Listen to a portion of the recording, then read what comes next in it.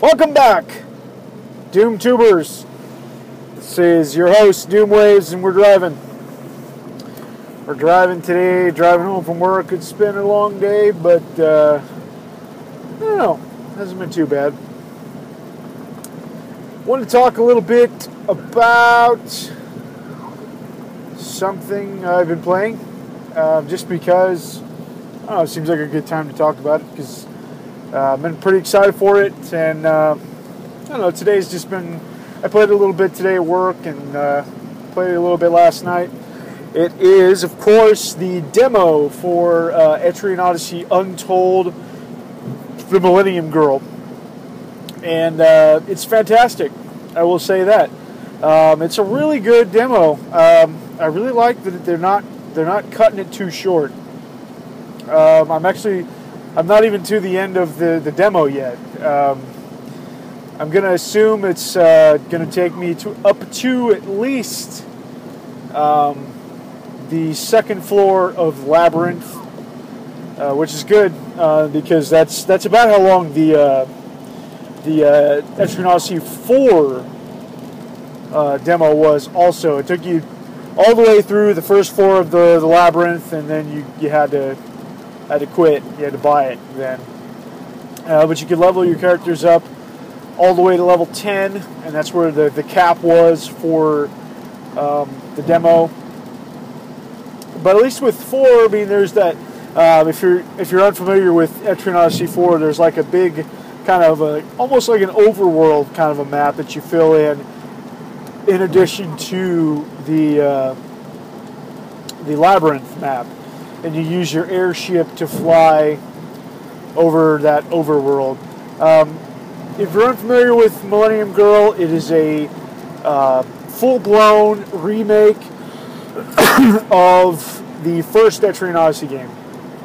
I don't know, I haven't played all of the first one. I played a little bit of it, a ROM on an emulator, just to try it out, just because, I don't know, I was looking for a game to play on that emulator, because I downloaded it to kind of test out some other games that I had considered buying. And it's like, I figured, what the heck, the first Etrian Odyssey game, because anticipating Millennium Girl coming out, so I downloaded it and I tried it. It's considerably harder, obviously. This demo, well, you know, the game in general, Millennium Girl, it gives quite a few options. It's got a classic mode and then a story mode, which is different from all the other Etrian Odyssey games. You know, it's pretty much, you know, classic mode the whole time. You know, it's just brutal, and like the story is very, very minimal. Like there's a story, but it's just way in the background. But the story mode is what I'm trying the demo on. Is it's very nice. There's a lot of animated cutscenes with full-on voice acting and stuff like that. There's some other voiceover parts through, you know, over some of the text. Obviously, they don't read it word for word. I mean, because if they did that, why would they still put the text on there? It would just be a subtitle. Still have to read the text, but I mean, there is character interaction. You actually talk with your party members. You know, there's a story going on. There's, you know, I don't want to give away any spoilers because I don't totally understand it myself. But you don't get to, at least thus far, you don't get to pick your class. You don't get to pick your character classes. You start off as a nameless character who is a Highlander, which is, I don't even know what kind of a class you would consider that. Just a fighter, I'm guessing.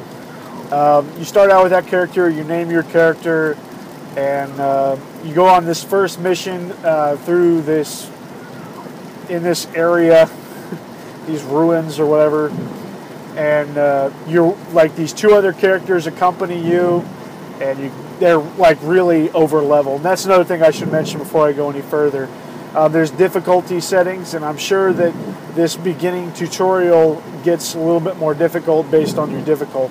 But if you're playing like the easy casual mode or whatever, this game, at least thus far in the demo, pretty much plays itself. I mean, it's so easy, especially when you're with those two characters, because they're like in level, you know, way higher than you. So Whereas in the first Etrian Odyssey game, if you played it, you really had to struggle against the enemies on the first floor even. You know, 2 or 3 battles, and then you probably should be headed back to town to heal. I mean, because that's just the way it goes. I mean, that's just the way Etrian Odyssey is. By its very nature, is just kind of a difficult game. But at least with this, it's going to be a little bit more approachable. Obviously, it can be as hard as you want it to. If you want to play the story mode, you can still play the story mode and ramp up the difficulty, and it won't be easy. But if you want the full-on challenge of Etrian Odyssey, but you want it on the 3DS instead of the original DS game, which has its flaws, then play the classic mode. You know, sure. I'm sure it's you know, just a remake of the original Etrian Odyssey without compromising any of its original game. One tidbit, I guess. This is I don't know how popular it is. I hear people talking about it, and I'm a big fan of it, but I don't think that Etrian Odyssey as a whole is that popular of a IP. With that said, it's an Atlas IP. You know, with all the stuff with Atlas going on, you know, it's something to think about. You know, hopefully this series doesn't go away, because I really like it a lot. But actually, the first game, it was published by Atlas, but it wasn't actually made by Atlas. I can't even remember the name of the developer, but it wasn't Atlas. And then some changes were made, and Atlas made the second one, and it improved a lot of things that people didn't really like about the first one. And it was a little bit more well received, I guess. And then 3 was even better, and 4 was even better, and now this isn't really 5. This isn't EO5. This is just a remake of 1. So I don't know if that's why they decided to make a remake of Etrian Odyssey 1 relatively, soon after. Excuse me, I don't know when the first one came out, but I've got to assume that it wasn't that long ago if it was a DS game. Yeah, I don't think it's that old of a game, and probably not old enough to be making a remake of, especially because it will be coming out the same year that Etrian Odyssey 4 came out. 4 came out in like February or something like that, I think, of 2013. So this past February, and or maybe it was January. I'm not really sure, but I know it was this year. I'm pretty sure. And then Untold, Millennium Girl, is coming out in October 1st, actually, just a couple of weeks. Today is the 19th. So it's strange, but I mean, part of me thinks that might be why they are remaking it, because it wasn't originally an Atlas game, and possibly, I